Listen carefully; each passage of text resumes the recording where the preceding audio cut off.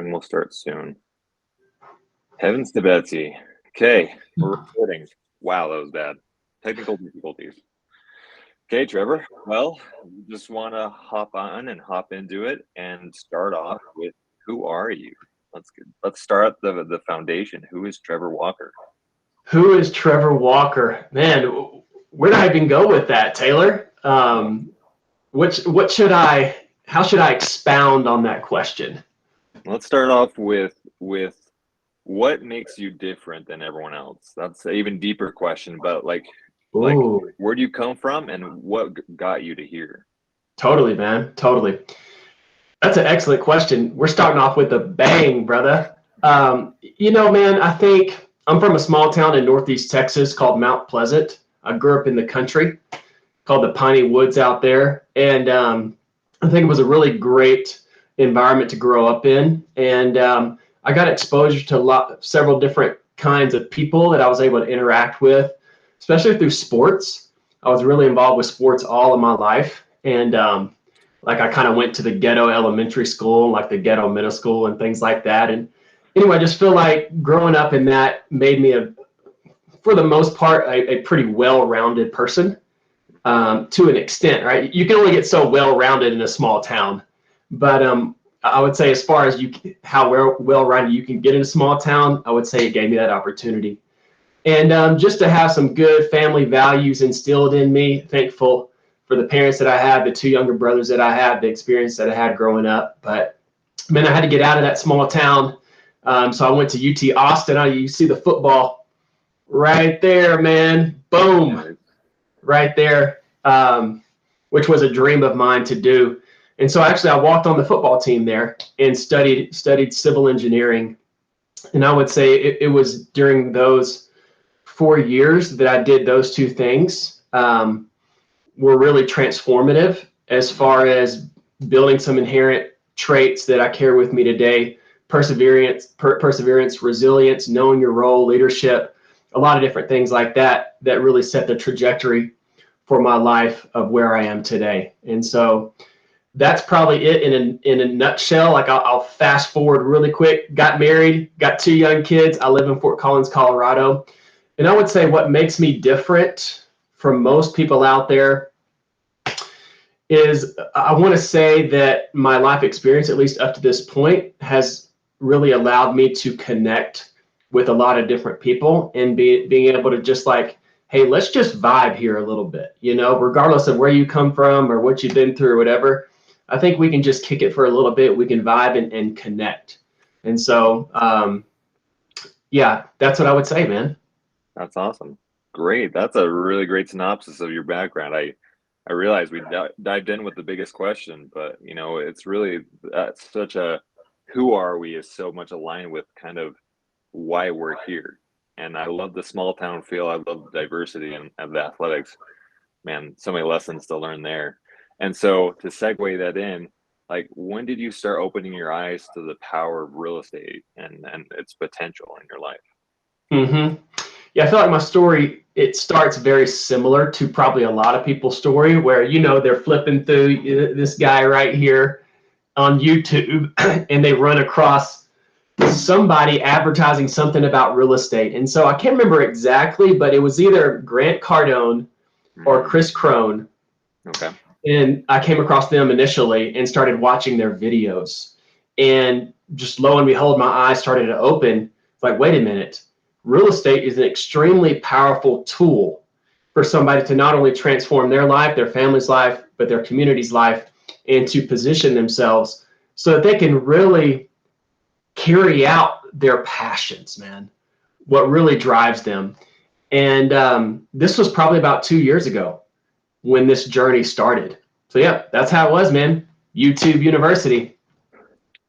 I am sure almost everyone who I talk to will say in some sense or another, and I have talked to, the YouTube is an instrumental role in them finding and obtaining mentors. So I guess that's the next step is, how did you find Sub 2? Was it through YouTube? Not really. So, of course, YouTube was involved, but not initially. So, pretty much, I was working a real estate lead with a gentleman back in Texas because I just moved to Colorado towards the end of last year. And he was just like, hey, man, check out this video. There's this guy named Pace Morby. He's really legit. And he shared with me a YouTube video about Pace talking about how to address the due on sale clause. So I watched that video and I was like, all right, I'm kind of vibing this dude named Pace. Never heard him before. Don't know anything about him. He looks like a cool guy. Looks like somebody that I could kick it with. Obviously, he's extremely knowledgeable. And so it was at that point I just started following Pace and just started taking in his content. And because I was plugged in with a real estate networking group that was specifically focused in Texas, and now that I had moved to Colorado, I realized I had two substantial lacks if I wanted to continue to advance in real estate. Lack number one is my network. I needed to expand my network. And then number two, I needed to increase my skill set as it relates to creative financing.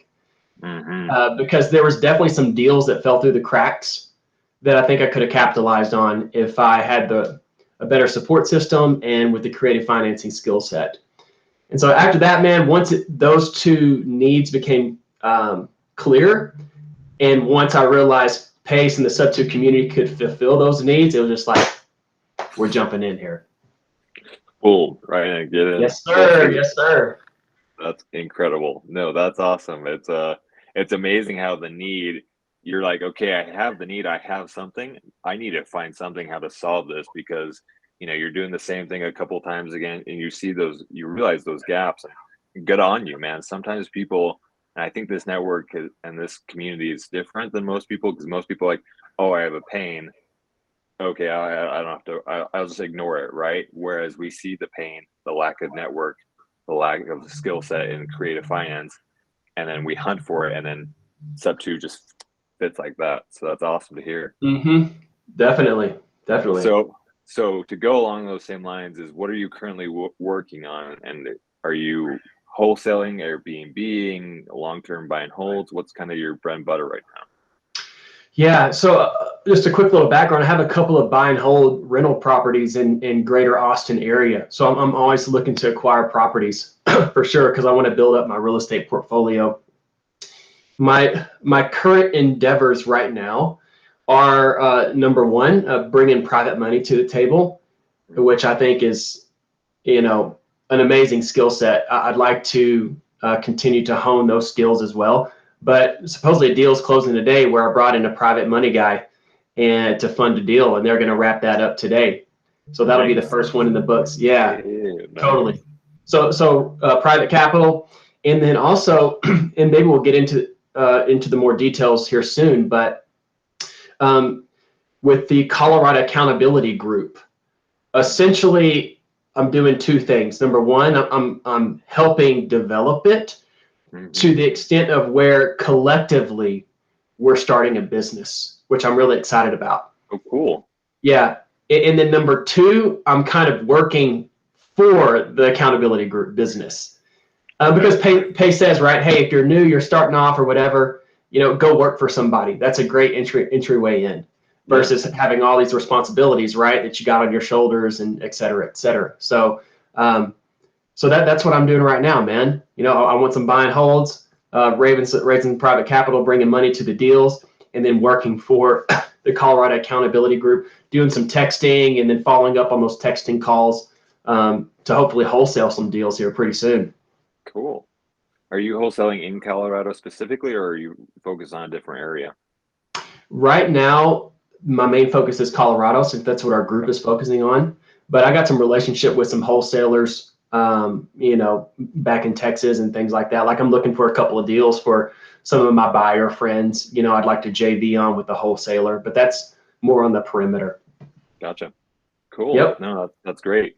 And it sounds like you're kind of getting to it, but I really want to go another deep question of, what is your superpower? Have you found that out yet? And what is it?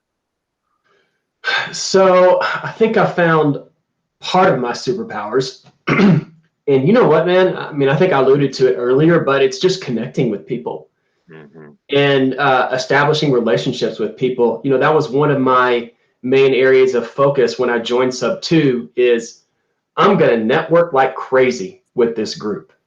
And so, one of the things that was my early objectives is getting my 25 friends. Mm-hmm. I got my 25 plus friends now. And, I went out to Clever Summit as well. And just being in that environment and being able to have all these conversations with all these amazing people was so invigorating to me. Yeah. And, I think that also is indicative of the superpower that I possess is just, hey, man, let's just get in it. Let's chat it up. Let's chop it up. Let's see how we can help each other and make some magic happen. So I would say that that's part of my superpower. And then I think there's superpowers to be unlocked, like that hidden potential that's there that just needs the right situation for it to bust out. Yeah, totally. And man, I wouldn't call this a superpower, but like I've been public speaking since I was like 5 years old. So if anybody needs any help doing public speaking or just wanted to chat about it or things like that, happy to do so. But I would put that a little bit more to the side. Good. Connecting No, people, I think right now is my main superpower, bro. nice. A connector. I love connectors. I'm aspiring to get that as a superpower, but it sounds like you have it down pat, which is awesome. But dude, I Um, feel like I already connected with you, man. I mean, even while we were talking before things started here, I mean, just our life circumstances are in alignment. yeah, But like, even yeah. though we're looking at each other through this box, it's just like, dude, we got good vibes coming through here. True. So, I totally agree. I love it. And that's funny you should say that. It's amazing how I think of the analogy as Pace likes to talk about the F-150 story. I think of another F-150 story where the kid gets trapped in a snowstorm. He pulls his truck out to forest to chop down some lumber, but his truck gets stuck in the snow, and then he's like, what do I do? And he feels the prompting to like go and chop down a tree and fill his truck full of lumber. And then as soon as he does that, he turns on his truck, the traction just goes a whole lot deeper and he's able to pull right out of the snow. And so it's amazing, like you say that, right? It's like the weight really qualifies you or brings out your superpower. It's not the superpower yes. feeds this need. It's the need comes up, and then you're like, all right, my superpower has to rise for the occasion. So that's really cool. I just thought of that story as you were explaining that principle. It's really awesome. Yeah. Let me add to that, man, because that's amazing. I believe that's really true when I look back on some of the scenarios in my life where I was put in a situation where I had to perform, I had to deliver, and I was nervous as heck. You know, Dude, thankfully, by the grace of God, I came through, man. And, you know, I believe that story really rings true. It resonates with me because when I know myself to a degree. We all need to know ourselves better. Yeah. But I know that my environment and the circumstances that I'm put in very much has to do with what comes out, Mm-hmm. versus what is coming out already. Yeah. And then the environment comes in correspondence with that. A lot in my situation, I don't know whether this is good or bad, but that's how I see that's when I look back, that's where I see it happening for me. I hope That's that made awesome. sense, dude. Yeah. Yeah. Totally. Totally. It reminds me of a book called Willpower Doesn't Work, and he talks about it's by Benjamin Hardy. Totally recommend it to everyone. But he talks about how your environment shapes who you are. And a lot of times, if you're in an environment where it's like they expect mediocrity, then you're gonna be mediocre, right? But if you start surrounding yourself with a network that is doing great things, then that's gonna spur you on to be like, all right, I gotta hustle. Everyone else is hustling. I gotta do my work. I gotta keep up with these people. And so Mm-hmm. yeah, it totally resonates with me, man. That's awesome. So kind of similar, kind of talking about that, the lumber in the truck. What is your why? Like, why are you doing this and not just like going home and watching TV and doing nothing with your life? Like, why are you chasing these big goals, this big real estate empire? Yeah. So for a couple of reasons. One is more personally related to me. Mm, And something that Keston posted the other day on the Sub2 group, I believe, is he was summarizing his story. Mm. In his initial paragraph, he was in a Wall Street job making six figures, doing good. But I think I'm trying to remember what he said. Something about an uncomfortable desire in his chest to do more, to be more, something to that effect. And honestly, man, that's what I have within me. And that's why that post really spoke to me. So I think, a lot of people, not just myself, have that feeling, and they just want to see reach their full potential so that they can look back at their life and be like, okay, I did the best that I could with what God gave me. I unlocked all the potential that I had, and there's no regrets. So I think that's a big one for me personally. And actually, the no regret theme overarches everything. It overarches everything. It's not just a banner over me personally, but like my family, community, church stuff, etc. Yeah. So that's the first thing, dude. Unlocking the potential within. Number two, I got my wife and two kids. I want to provide a great life for them, which that includes a lot of different things. We don't have to dive into it right now, but want to provide a great life for them. And, man, I want to have the flexibility. I did full-time Christian ministry for 5 years back at the University of Texas at Austin. And, man, I want to be able to have the flexibility to go back to that to some degree. I'm not sure what degree that would be, but I'd like to have the flexibility to do that at some point in the near future, man. And obviously, like we know that real estate, the flexibility that it can provide, the freedom that it can provide as far as like time and energy. And so I think that would be amazing to not be so confined and constrained and strapped down by like a W-2 in the traditional corporate route. Yeah. So I would say those are probably the three, man. I would say, yeah. That's awesome. No, I love that uncomfortable desire. I'll have to go find that post about it. Reach your full potential. No regrets. I can tell, athlete, right? That was pounded into me every Friday night for all those years. Is like lay it all out on the field. No regrets. And I love that. I'd almost have that tattooed on my arm. It's like no regrets, but yeah, exactly, it's definitely a good mantra to like ring through every day. No regrets. And I think there's an interesting dilemma that people have, like you and I. On the one hand, you mentioned you're a perfectionist, right? I can't remember if that was in the recording, but or offline. I'm a perfectionist as well. And perfectionists have high standards for themselves. But yet a lot of times perfectionists like myself, they want to be able to have it all figured out. And they're kind of afraid of the unknown, or at least I am, because they want everything to be perfect. Yeah. And in order for everything to be perfect, they need to know what's going on. It's hard to make something perfect that you don't know about. Yeah. But yet at the same time, we have our banner over us that's no regrets. So I think there's an interesting dynamic here where, we want to look back and say no regrets, but for sure that involves adventuring into the realm of the unknown where things may not be perfect, where we can't make them perfect, which goes against the grain of our perfectionist, fibers that we have. Anyway, man, I'm just kind of thinking out loud here, brother, but these are just some of the things that I struggle with. You know what I mean? Yeah. Yeah, totally. I'm right there with you. I can't perfect what I don't know, but if you want to live with no regrets, you got to jump into the pool not knowing the temperature sometimes. 100%. That's crazy. No, that's a great epiphany. Well, awesome, man. Well, this is a great segue also into our next part. Oh man, I'm going to take out my AirPods because I'm getting reverb. Technical difficulty. Okay.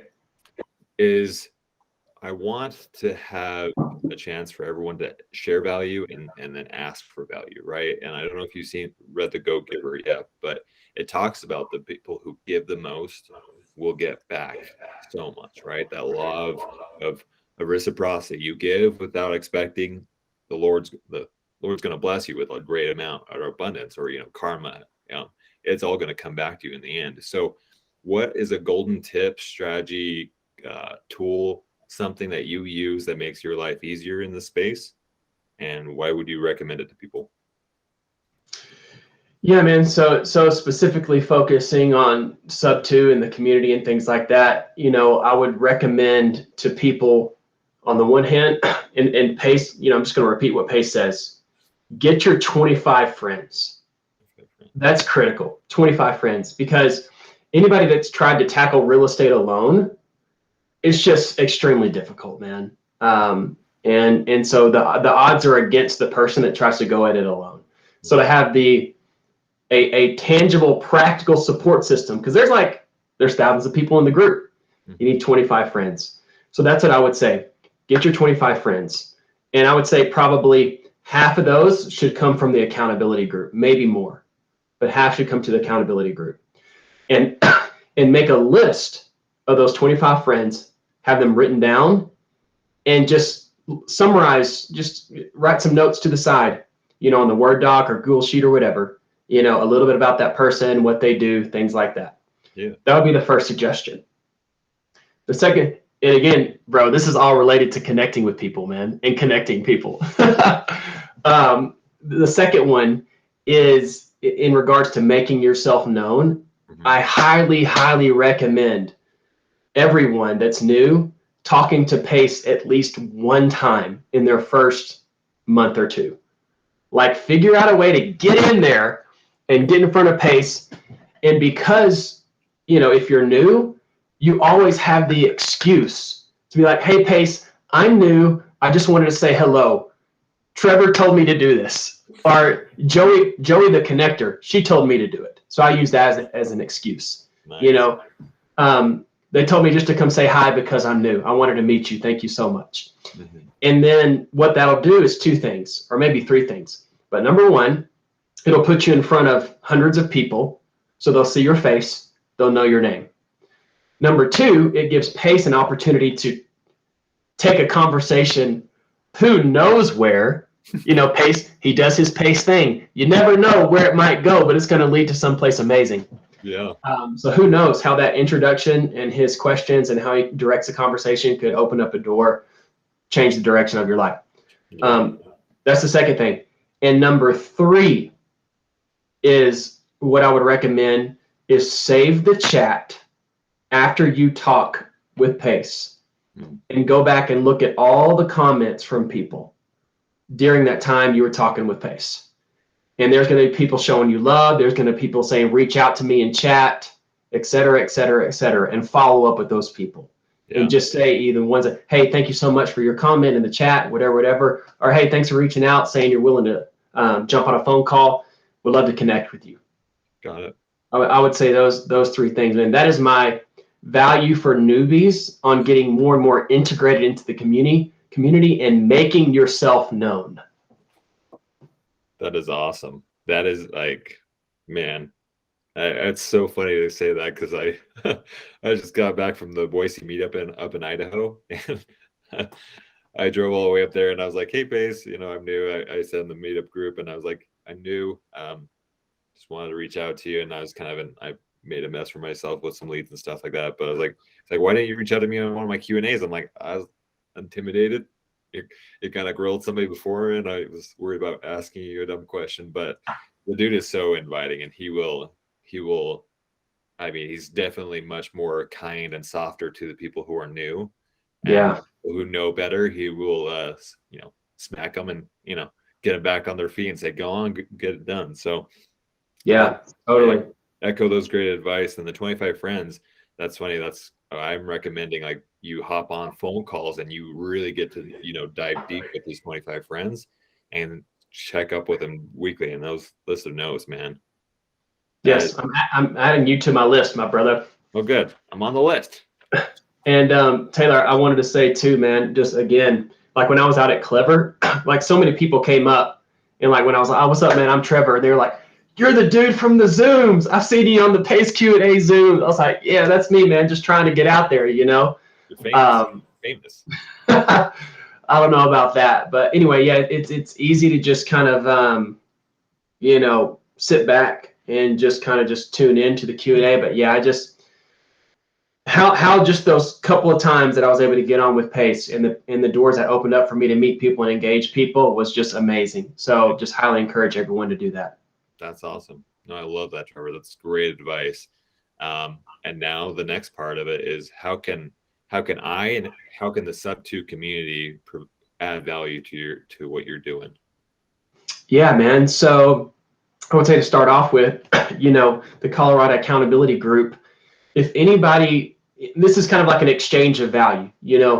We're set up to be a one-stop shop for anybody doing deals or just want to get some traction going on in Colorado. Mm-hmm. So they can reach out to me as the point person, and I can happily facilitate whatever kind of conversation and direction that needs to be had after that. Yeah. But that'll also provide value to us as well. That's why I bring this up, because we're looking to get momentum. We're looking to get traction. We're looking to put ourselves out there and make ourselves known as a resource to the community. So the more we can have people hitting us up, the more value it's going to provide us. So I would say that's the first thing. Okay. The second thing is, just for me personally, I'd like to leave my W-2 in the next year or two, or at least I would say have the option to, because I got a pretty cool job, but at least have the option to do that in the next year or two. And I think what that looks like is, I'd like to add to my rental portfolio, and I'd like to get some traction just up and running with wholesaling. So that's related to that. And I want to put it out there too, Taylor, bro. I want to put it out there, man, that at some point in the near future, I want to set my trajectory going into multifamily and raising private money seriously. Like, that's where I want to head. And so I'm making that known. If anybody would be willing to just help me with that, that would be amazing. Amazing. Dude, asking each other to see, that is, I think, the biggest thing that I want to see this video go trend, right? Is the more we can provide value for each other and for the group, like somebody is your yin to your yang, right? Somebody's like, hey, I want these things. I have multifamily, or I have the deal, right? Or brother. I want you to raise money so that we can raise the tides together. So this is the start of the fire, man, and I'm excited to see it catch a whole mountain on fire. Yeah, brother. Let me just add a couple of things to that. Again, that's why Keston's post really resonated with me, man. I don't know his full story. I want to meet that dude. Keston, I want to meet you, bro. I want to meet you and have a conversation. I'll tag him in this. Because he had the W-2. He got into single family real estate, had some success, and then he pivoted into multifamily, and now he's balling out. And so anyway, I just like that progression of how he evolved with his business, with his skill set. It just resonated with me, man. And it started with him being in a W-2 and having that feeling in his chest of like unlocked potential, an uncomfortable desire to do more. So I would say, just to add this, sorry, I feel like I'm being a little long-winded, bro. Anybody out there that would like to also just talk through with me on unlocking potential, that would be amazing. That would be the last thing as far as asking for value. That'll fill your soul, huh? Yes, 100%, brother. I echo that. Talk to Trevor and then talk to me. I love connecting with people, and my superpower, just to throw it out there as well, is I connect ideas, people, systems together, and I help make music, and it's good music, and I feel like you do that too, Trevor. So that's beautiful. Unlock the potential and make music. Okay. Yeah, dude. I think we have a lot in alignment, man. We have a lot in alignment. So I'm so excited to jam with you, man. We're gonna make music after this for sure. Yes. All right. And now the last question is, where can people find you? Where do you want them to follow you? On Instagram, Facebook? Like what's your contact? Yeah, man. So dude, I'm happy putting my cell phone number out there to the world. Yeah. Can I just say it right now? Sure. Yeah. Throw it out. Okay. So my phone number is 903-285-0655. And then my Instagram, people can find me. It's I just changed it, man, but I think it's taken a little bit while. It's Trevor, Trevor .m.walker. So people can find me on the IG. And I jokingly say this, after Clever Summit, I hired my wife as my social media manager, quote, quote, hired. So she kind of oversees my IG account, which is all good, man. She's good at that stuff, But yeah, people can hit me up on there as well. That's awesome. Okay, man. Well, I know that this is gonna provide value because I think just this conversation has provided me with a ton of value. And I know some people in the starting phase and some people have been in sub to a while may not have gotten that memo about 25 friends or really making that 25 friends a really quality list. So that's my main takeaway from this is do that. And I'm going to title this Uncomfortable Desire to Do More. Like I have that in my chest. You have that in your chest. And I think everyone, and especially Pace at the top, has just, I think, too much. Maybe probably not too much, but he has that like bursting at the seams. And that's why I think this whole group, this whole community resonates around his wavelength is we all have that inside us. We all don't want to be mediocre. We want to unleash that potential and do more with life and hit what we can't do alone. So Definitely. awesome, Trevor. Well, I'm gonna end the recording and then we'll publish it to Facebook. All right. Great. Thanks, man. Appreciate you, Taylor. It's good talking to you, Trevor. Take care, man. You too. Yeah, bye.